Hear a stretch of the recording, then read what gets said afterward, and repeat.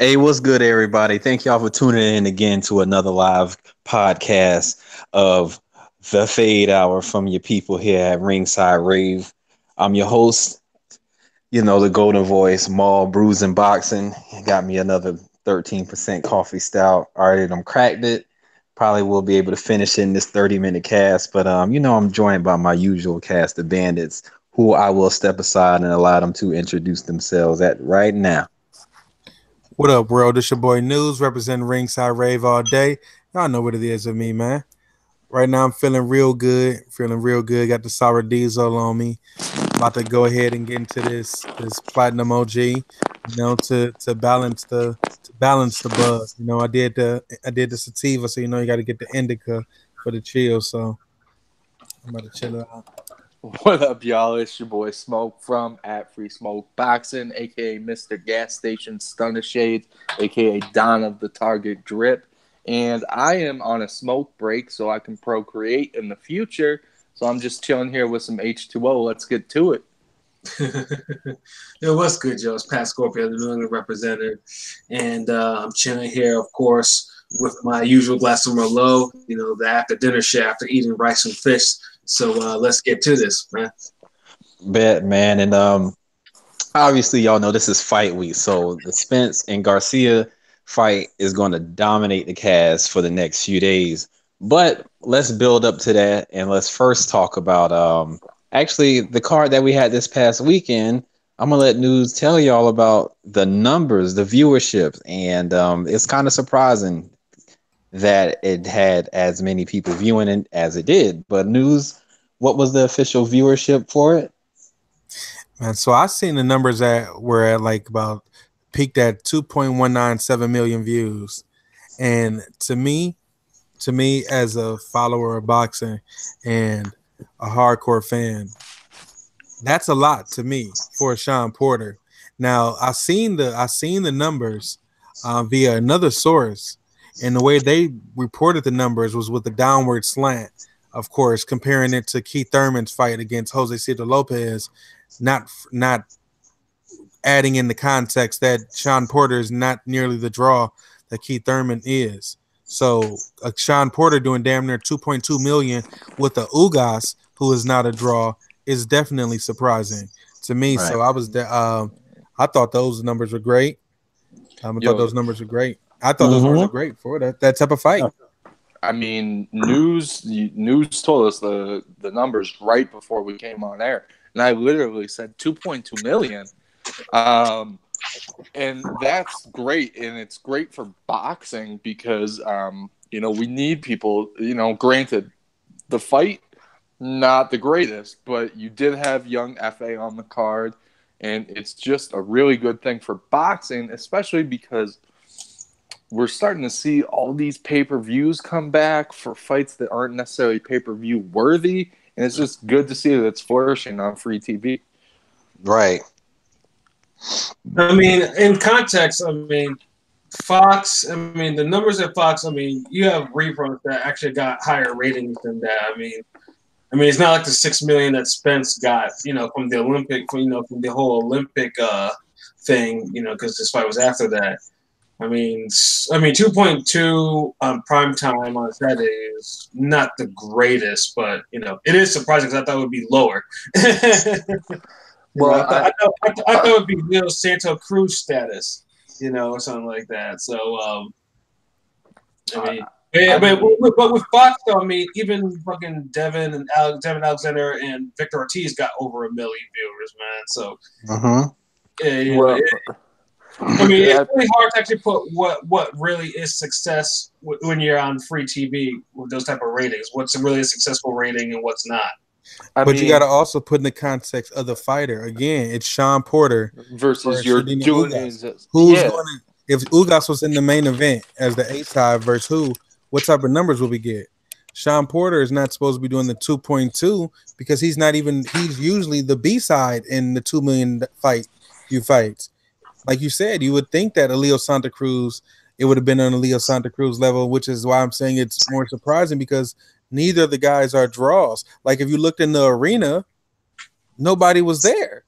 If we're going to be honest about it, like nobody was really there, but it looks like people tuned in. So at the end of the day, if a Sean Porter can get you 2.2 million versus a Ugas, and a Keith Thurman can get you 2.4, 2.5 versus Jose Cito Lopez, then what happens when you put a Keith Thurman versus a Earl Spence on Fox? Or like that's what it's building to. So to me, that's what the numbers, the detail. Everybody trying to compare it wasn't a super clash of two star fighters. It was Sean Porter versus Ugas. I thought the numbers were good for that type of level of fight.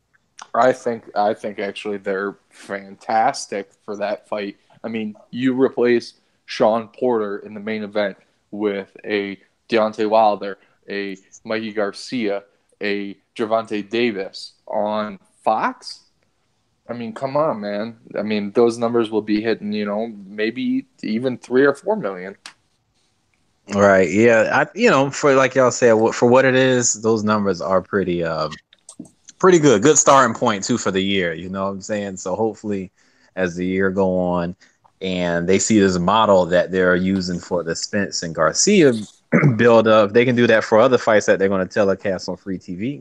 The ratings will come. Just make the good fights and the people will watch. That's all it is, man. That's what it's all about. Yeah, make the damn good fights and we will watch, man. And speaking of good fights, hopefully we're going to get some in the upcoming year because MTK Global and they have made some moves with, correct me if I'm wrong, with ESPN and Aram, correct? To kind of co-promote some names in the UK that we're all familiar with, like Billy Joe Saunders, with called Frampton. What's the other name that's escaping me? There was Josh Warrington. Yeah, Warrington, right. Warrington, and also Daniel Dubois, Dynamite. Daniel Dubois coming off of second round, first round win this past weekend. Yeah. Do y'all guys? I mean, I'll ask y'all and not speak for y'all. Thoughts on this? I mean, my thoughts on it. I mean, I think it's good. It's a good thing because in a way, too, it'll make a fight that I actually want to see, which is Warrington versus Valdez. So that commotion that existed, it makes way for an interesting unification fight. It removes a barrier. With Frampton, I'm not really sure because, like I said, he's just coming off getting his ass whooped by Warrington, so he's gonna have to rebuild back up. Right.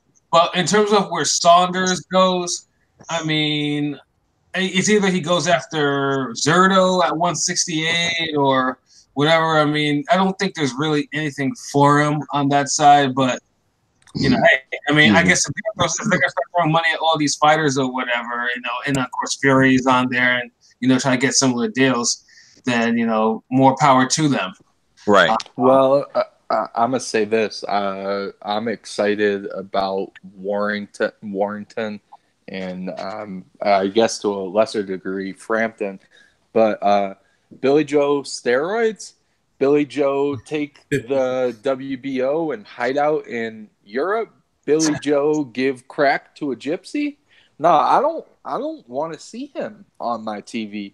And honestly, after the shit that he pulled with the Andrade fight and not even trying to not even trying to run it back, like they should be putting him on undercards.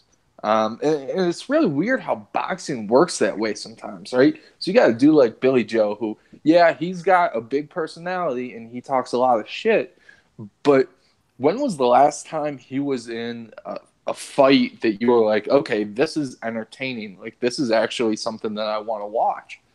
Yeah. I mean, I was intrigued with the Lemieux fight, but he embarrassed him. Yeah, I mean, the thing with Saunders is Saunders, for as much of as an asshole he is, he can actually fight. He has skills. That's the thing we can't forget. He can actually fight. But the fact is, he's such an asshole that you actually want to see him lose. But he's a heel. He does what he does. He does gypsy stuff. I don't want my viewership to cause Billy Joe Saunders to have more money. No, I'm serious. He's a shitty person. Yeah, Hey, man. Hey, but it's just like, you know, we hope for him to get knocked out. And like I said, I mean, I remember years ago when the Andy Lee and Triple G fight was being bandied about, and that only happened if Lee got by Saunders was his mandatory. You know, and I was just like, oh Lord, have mercy, you know, because like I said, you know, because Saunders, because I knew how nice he was, and I was like, I knew this was going to be a problem because like if Lee doesn't land a right hook, he's going to get embarrassed. Yeah. Sure enough, you know, Saunders actually, you know, one of the rare times it actually came close to actually really knocking somebody out, and then pretty much, you know, he won that fight pretty easily. Quick real shout out to the biggest Andy Lee fan in the world, which is our boy Doc. our boy DOC. Wait a minute. What? Yeah. You didn't know that? Yo, Doc he's a big Andy Lee fan. Doc is the starter. Yeah, he loves him from Andy Lee. He's the founder of the Andy Lee fan club, as he calls it, Kronk's finest. I can't be at his neck about it if I fuck with Charles Martin. So you know that's I can't even do him like that. Man, I mean, when Andy Lee, before Andy Lee had to fight, what's it called? Weight bully. JCC Jr. Andy Lee put on some nasty ass fights, man. That right hook of his was mean. I think that Doc's a southpaw, and he's got a nasty right hook too. So it's kind of like, you know, goes hand in hand. Yeah. Gotcha. Yeah, you know, you'd be surprised with people who are fans of, you know. But yeah, that's very random, and yeah, Andy Lee stand. Your news, you got any thoughts on this, or does it really move your needle? Yeah, I like it. I like it because it gets Yeah, you're right. Pause. Yeah, it gets them in back into the playground at top rank. I'm sorry, at middleweight. Getting the BJS in there. Unless if he go up to 168, that also gives them something else there too. Because at the end of the day, Billy Joe Saunders knows how to sell a fight. He's going to be on ESPN, and that's going to make him a star quickly. Yep.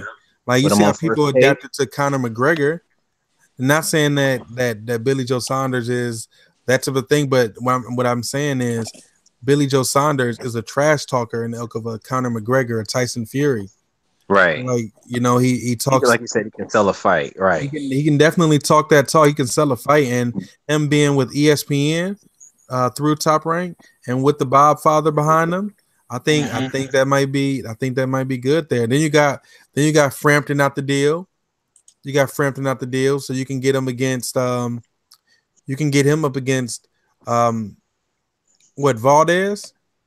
Well, Warrington Valdez. I'm sorry. Warrington versus Valdez on ESPN. Like it just gets Top Rank pretty much more bullets in their gun, which they were missing. Hell, you can rematch. You can rematch Quigg and Frampton. You know what I'm saying? Right. They both need to win. You know what I'm saying? Right. We've been talking about how Top Rank don't really have people like for Terrence Crawford, but with moves like this is the type of moves we need to see, because that means Top Rank is looking forward to their future, and they're not going to just be stagnant with just the fighters that they have, but they will bring in some big names and get back in the game and show you why they are the most legendary promotional company, because that's what they do. So I want to bring up something related to this. Out of nowhere, when Canelo signed the DAZN deal, and ever since then, we have these promotional groups throwing around cash at boxers like we have literally never seen before. I mean, I wasn't around for the 80s days when they were robbing fighters and pretending to give them big purses. But, I mean, Triple G just got, multiple 8-figure paydays. And, you know, Top Rank is coming through. And they have to be giving these dudes a lot of money to leave Frank Warren or whoever it is that they were signed to.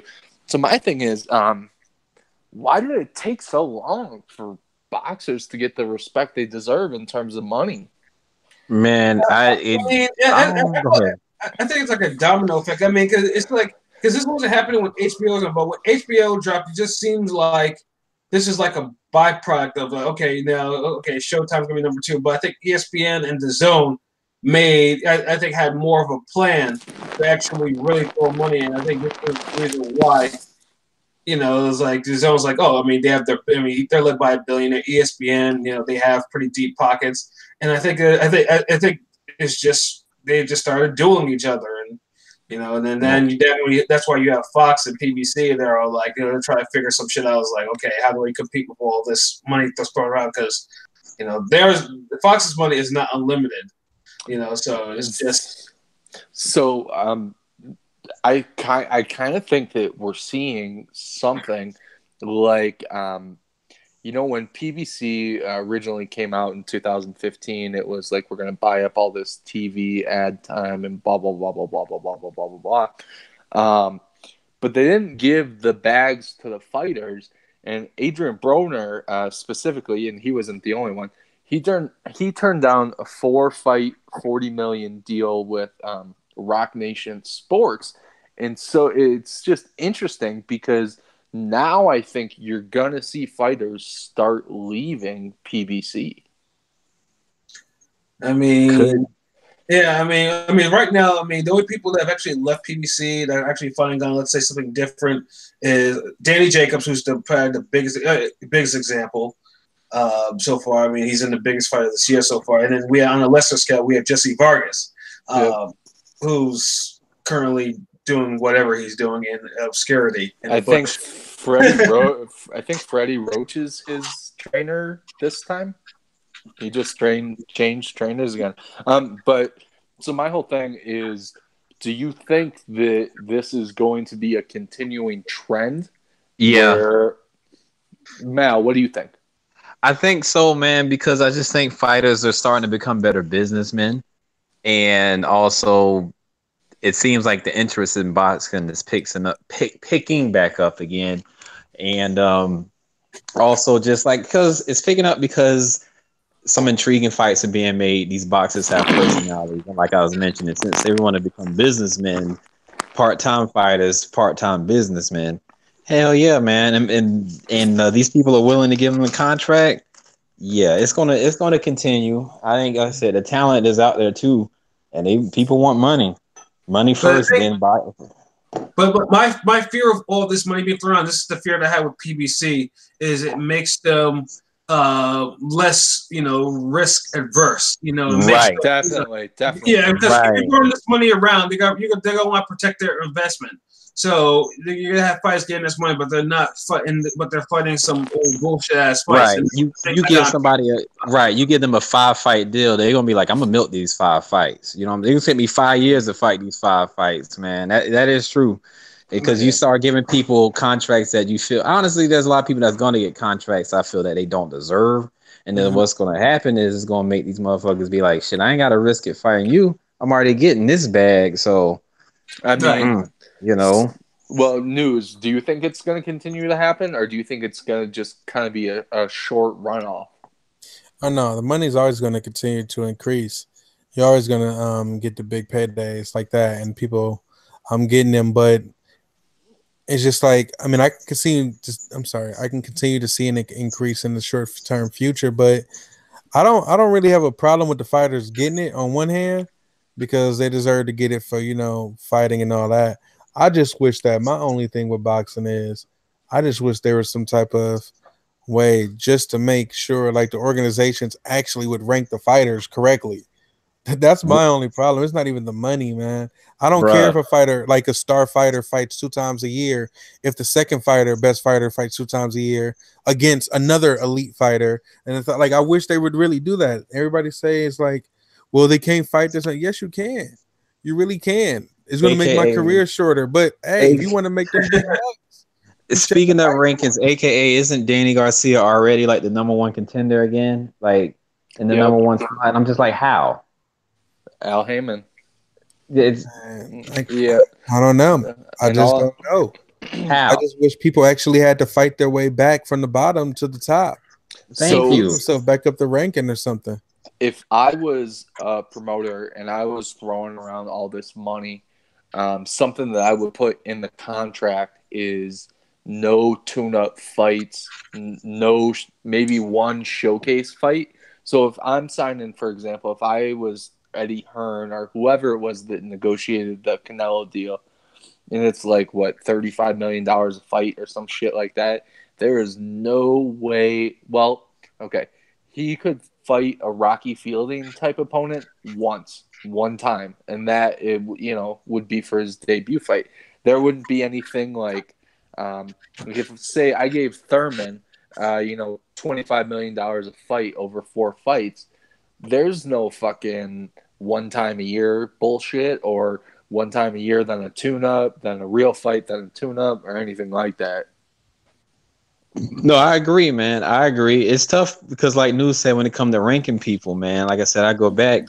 Look at this past weekend, Ugas, man. Like, he'll probably never be in a position to be in a world title fight again. But you got somebody like Danny Garcia, his 2 big fights at 147, he lost both of them easily, but yet he's still right there.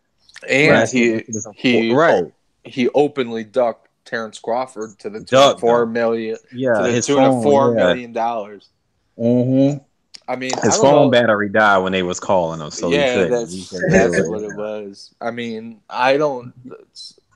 shout out to Danny Garcia for being a boxer, getting in the ring, all that stuff. Yeah. But how can you not accept $4 million to do what you do for a living? That'll be the biggest fight in your career. Yeah, and you know what? The thing about that always struck me as odd. Yeah, Terrence Crawford is a bad motherfucker. Like he's a bad dude. But he has never fought someone with the power that Danny Garcia has. And everyone knows that the knock on Terrence Crawford is his chin might be shaky. So, you have WBC, which is supposed to be like the crown jewel of the belt, right? You have them openly promoting ducking other fighters by putting Danny Garcia up there. And it's just, I don't know, it's crazy. I think they need, honestly, I think we all agree they need to get rid of 4 sanctioning bodies and just have one. Right, but that won't happen. We too far in the game. We too far in the dope game now. Yeah, we need to make the Ringside Rave belt, and that's the only belt that matters. Shit made out of beer and weed. Hops and weed. Seriously, the WBA is gonna have a gold belt, a regular belt, and a super champion. Like on top of its interim belt, which the WBA is just a bunch of nonsense right now. It's a lot of nonsense. And it's hardcore belt. Yeah, and the rainbow belt and all that stuff. But all that stuff. I seen you just slide in. Pause. AP, go ahead and introduce yourself, homie. What up? You already know this is your boy P, repping Ringside Rave and Bodega Boxing. And I don't know what you guys are talking about. All I heard is WBA, but all I'm thinking is that fucking organization it reminds me of when I was a kid and I used to play the Pokemon games. And you have Pokemon Red, Pokemon Blue, Pokemon Yellow, all the same fucking game, just a different color. That's what the WNBA is doing. WNBA Red, Blue, Yellow, Bronze, Sapphire. Goddamn, just keep it to one belt. They're doing the iPhone thing where they're gonna change a little something about the next iPhone, add another megapixel to the camera, then put it out and charge $900. Make the SIM card smaller, and there you go. Shout outs to fuck the WBA. Okay, but let's transition to the last topic of the evening. With the fight that's coming up this week, News. Let me ask you, man. Between now until they touch gloves before they start the fight, is there anything that you could possibly see happening between now and the weigh-ins and the open workout, press conference? Maybe looking back at some fights recent fights between Spence and Garcia that may sway your opinion about this fight Saturday or who you going with? No. Like, or you dead set and picking who you picking. Like, there's nothing you can see out the way in. No, somebody look bloated or gas or drained or you know what I'm saying? Nothing. Man, there's nothing that could make me change my mind about Earl Spence. The only thing I'm wondering is Earl Spence gonna knock him out? Is he gonna stop him? Is Robert Garcia gonna throw in the towel? Like, those are the only three things on my mind. Like, it's just more about like how we gonna close the show. Do I gotta wait? No. Do I gotta make 48 minutes to pop the champagne, or it's gotta be happening in Right, 20 minutes? like I said this earlier, and I'm gonna say this again. And shout out to anybody tuning in now, to Ringside Rave, man. Listen, Mikey Garcia hasn't knocked anybody out in over 2 years, and that was at 135. Earl Spence nobody hasn't even went the distance with Earl Spence in the last 5 years. He's Mikey only Garcia going to stop. Why is Mikey Garcia going to be the one to stop it? Because Mikey Garcia will be the hardest opponent far and away that Spence has ever fought. How? He's much smaller than Kell Brook. Kell Brook was built to take that punishment. Mikey Garcia isn't. Kell Brook is not cut from the same cloth as Mikey Garcia. Right, he's not. He's not a five. He's not from that five. Mikey's from the small cloth. Nah, bro. Kell Brook is a large welter. Let me ask you, how confident would you be to pick Kell Brook to beat Mikey Garcia to beat Kell Brook? I know this triangle theory. 100%. No. Yeah, I mean, no, you guys wouldn't, but yeah, I have 100% confidence in him. For some reason, Mikey Garcia goes and takes on all these challenges, and he accomplishes everything that he tries to do, and yet people continue to doubt him. I mean, did the guy not start at 126? Has he not won every single fight that he's been in? Is he not a 4-time champion at 4 different weight classes? I think the underrating of Mikey Garcia, who is a top 5 pound-for-pound guy, is crazy because Kell Brook, never a pound-for-pound guy. Maybe he was rated there by the ring, but he does fundamental things incorrectly, right?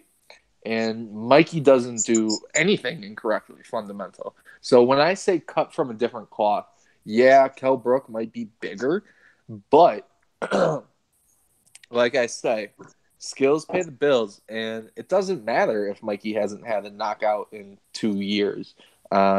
He had win over a previously undefeated champion ×2, and he beat Adrian Broner, which at the time was not seen as a layup fight. No, yes, that wouldn't say a layup, but come on, bro. Broner is even small compared to Earl Spence. Are we seriously gonna say that Adrian Broner was not a favorite of many people? No, what we're saying is Adrian Broner. That's for damn sure. Yeah, he's not Earl Spence. He's small. Adrian Broner could melt down to 135. I mean, back to 140. Earl Spence is 5'9". Look at Adrian Broner next to Earl Spence, man. Listen, that's why it's getting closer, baby. That's why it's getting closer. Yep. Because at the end of the day, only one person's truth can be told. Yep, and Mikey's going to be spitting the truth. So basically, you want Mikey. Yeah, I said, Mel, I apologize. You weren't with us last night. Yeah, I got Mikey 7-5 or 8-1, 4-1. Yeah. You know. Yeah, then most of us pretty much I said before. Sometimes a fighter is just too big, no matter the skill. And that is what I'm seeing. That's the vibe I'm getting. That's the Triple G Brook vibe I'm getting. So that's what's going to happen. Pat is the one who consistently tells me that boxing is the theater of the unexpected. And I am going with skills pay the bills. Now, that is not a knock on Errol Spence, because Errol Spence is a beast. He's a very good fighter. It's just that Mikey has that transcendent talent. And y'all gonna really? So transcendent? Who was the last person he even had a close fight with? Well, I mean, I seen your boy kind of not finish that Salido fight. So and it's going to be worse this Saturday. That was what, 7 years ago, and hey, bro, I'm answering the question. That's all I'm saying, dog. He knocked Salido down 5 times, broke his jaw, and then Salido went. Well, anyway, my whole thing is you guys will very much stop underrating Mikey Garcia after Saturday night. And yeah, I'm going with Mikey on points.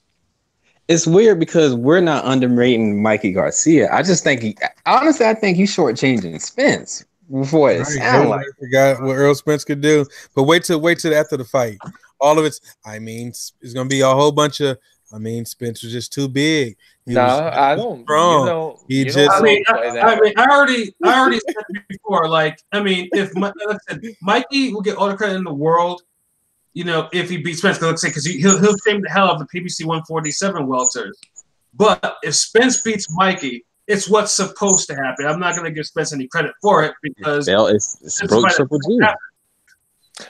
See, conversely, I don't agree with that because Mikey will be far and away the most difficult fighter that Spence has fought in his entire life. So if this was 19, I don't know when the weight classes changed, but people used to jump from 135 to 147 all the time. Now, granted, they weren't doing it and putting 20 pounds back on overnight, but to think that this fight is so one-sided, and I just don't see it that way. And maybe that's because I'm a huge Mikey Garcia fan, or maybe it's because my boxing eyes are telling me something. But yeah, we'll be here. We'll find out what happens on Saturday evening, and I'll be here like a man if my boy loses. And when he wins, I'll be here to talk that shit. This fight is like a roller coaster, dog. And this is like a roller coaster where if you could just go in line and no wait and ride it, you'd have no problems. But, you get in line, you wait a little bit, and you be like, you know what? Maybe this.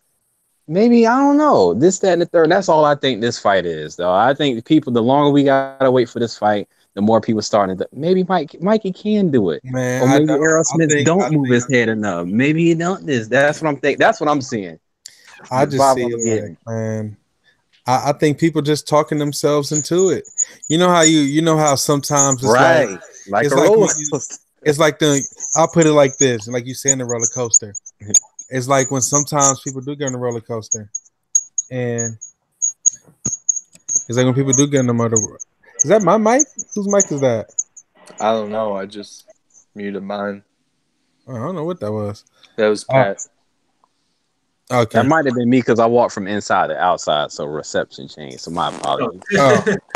Okay. So yeah, it is just like a roller coaster ride, man. But it's from the perspective of them people who have motion sickness, and they talk themselves into getting on the roller coaster, thinking just this time is going to be different. I think that maybe, and then guess what? You end up sick to your stomach. Like normal, because that's what we're gonna be on Saturday after the carnage that Spence is gonna inflict on Mikey Garcia. Like, this is like putting a mouse in the cage with a cobra. We ain't talking. We talking cobra style. Go ahead, Pete. I just love it how nowadays, like now for this fight, like size doesn't matter. It's all about skills. And if we want to talk about the past times when people would jump up to 130 before there was a 140, before there was those filler divisions where you would jump from 135 to 147. If this were the old days, Spence wouldn't even be at 147. He'd be a goddamn middleweight at 160, first of all. Right. Second of all, if we want to go that route, let's put it like this.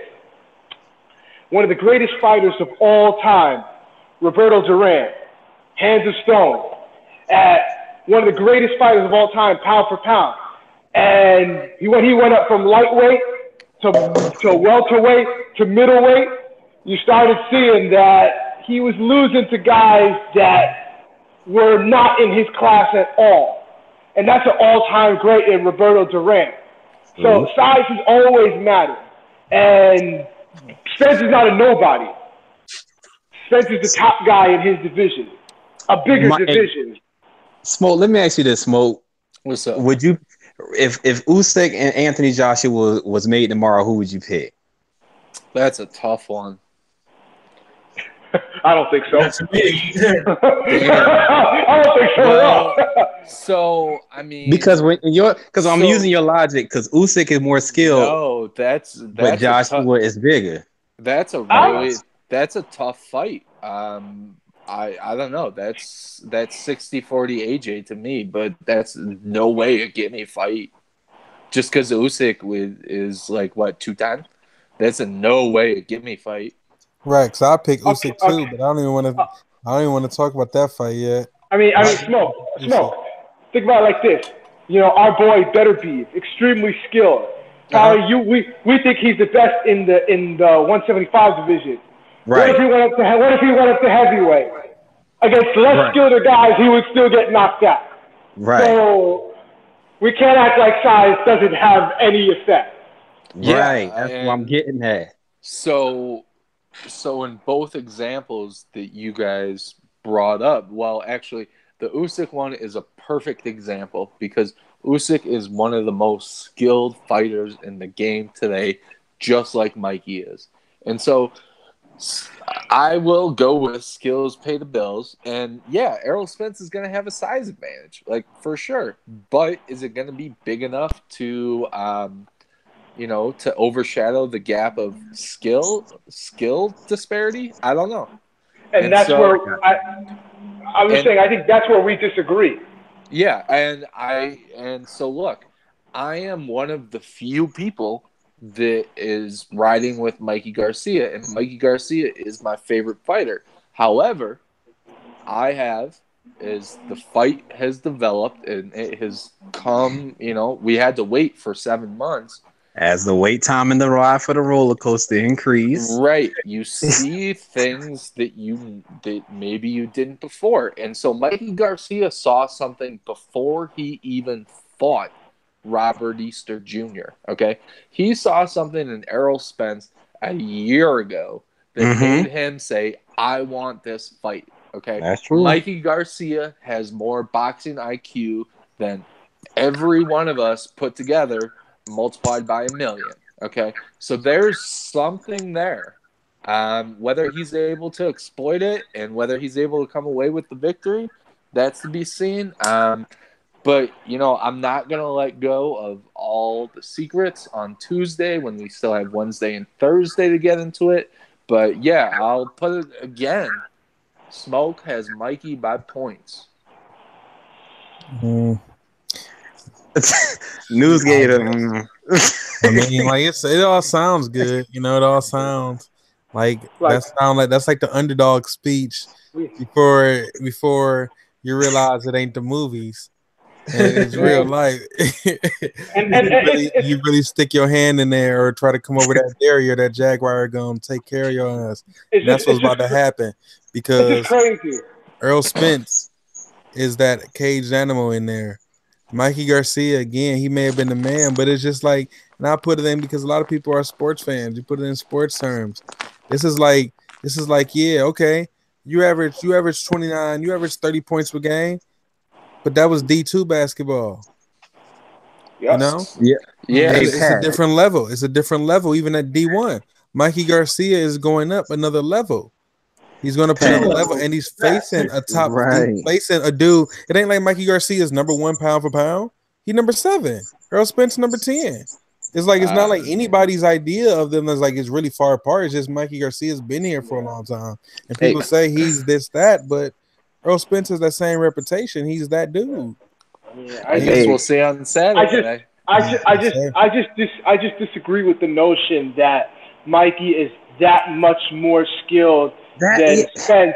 That the gap is that wide that it overcomes the size. Because it's like if they were the same size, it would just be a whitewashing for Mikey. I think so.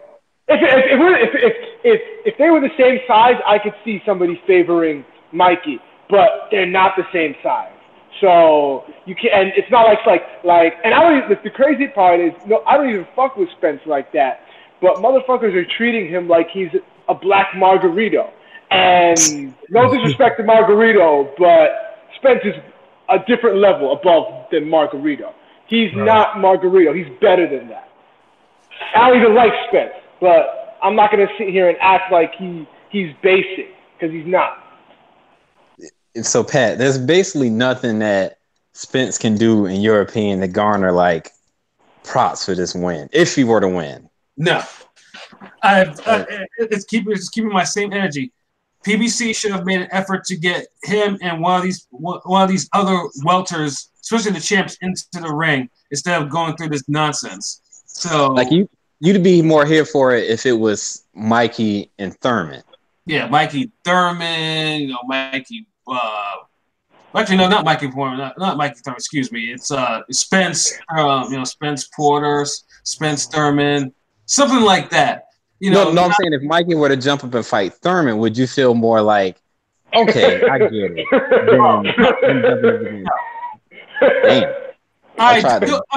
Unless, like I said, Mikey has, unless Mikey actually, fights the fight, because he has fights at 135 and had fights at 140 for that matter. I just don't want to see, it's like, there's fights that I want to see in those respective divisions rather than this nonsense. Because no one really asked for this fight, except for Mikey, and it's just like, I just do not want to see fights like this. So, fight night, Smoke. What weight should Mikey be at? What weight do you think it'd be comfortable him to walk to the ring as? Mid 150s, something like that. Maybe 160. I'm more interested in seeing what his build is gonna be like. Because if he walks into the ring like he usually has with that usual skinny fat build, I'm going to shake my head. I'm just going to shake my head and walk away. Was that news who started that skinny fat? Like, who is that? Yeah, that's what I mean. That was, I think Skip started that shit. Yeah, somebody said it, man. Because he is, like, if you notice every time, he doesn't have any defined build to him. He's not muscular. No, he didn't start that. He is skinny fat himself. He didn't start that. That's what Pat was calling him. And Mikey just so happened to be built the same way. Those skinny fat dudes. And that's what it is, man. And Mikey Garcia is about to blow himself up with these Victor Conte.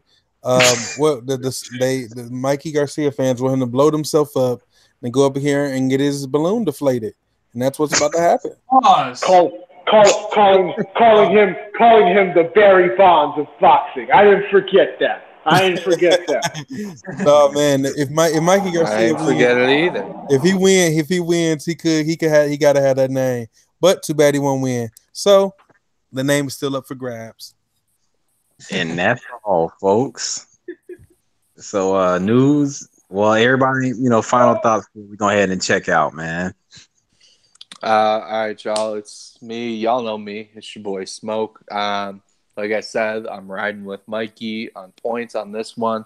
If you want to check out more from me, you can follow me on Twitter or Instagram at Free Smoke Boxing, or catch me on the Fade Hour a couple nights a week. Holla at me. Yeah, what's good, Joe? It's Pat Scorpio, the New England representative. And you know me, man. All you have to do is just go to your favorite search engine, type in PA, and it'll fill in for you, man. But man, just check me out, Ring Gang Radio stuff, my Twitter, my personal Instagram, all of that shit, man. So yeah, man, just holla at me. What up? You already know this is your boy P. You can find me on Instagram and Twitter at Bodega Boxing. You already know. Yeah, man. And again, this is your host, the Golden Boy Mall. Yeah, man. When y'all get a second, check out Champ Size YouTube page, man. It featured tonight featured news, and it featured Smoke on there, man. Yeah. In the spirited debate about the upcoming fight, man, and definitely a good listen. So y'all check that out. Yes, sir. and I guess it's on me. And it's that time to call it a wrap for the night. But I like to thank my fellas all for coming through. P for stepping through, Smoke for stepping through, Maul, of course, Pat, of course. It's your boy News representing Ringside Rave. I'd like to thank all the fans that tune in. Y'all can follow us on Twitter and on Twitter and Instagram. Now we're back on Instagram. Back. Hey. Yes, sir. At Ringside Rave. At Ringside_Rave is what the handle is. Follow us on Twitter and YouTube, Instagram. Check us out. The podcast on Spotify, iTunes. Follow me on Instagram and Twitter as well at RSR News. But that's it for tonight. We'll be here tomorrow because tomorrow is the what? The media workout, right? Yeah, the workout. Okay, so then we get to see a little more of what they're looking like, and then we come back here, meet up around the round table again, fellas, and I'll go from there. Yes, sir. Yes, sir. So, with that being said, I'd like to thank again everybody for tuning in, everybody for joining us. Hope you had a good time, and we out. Peace. We out.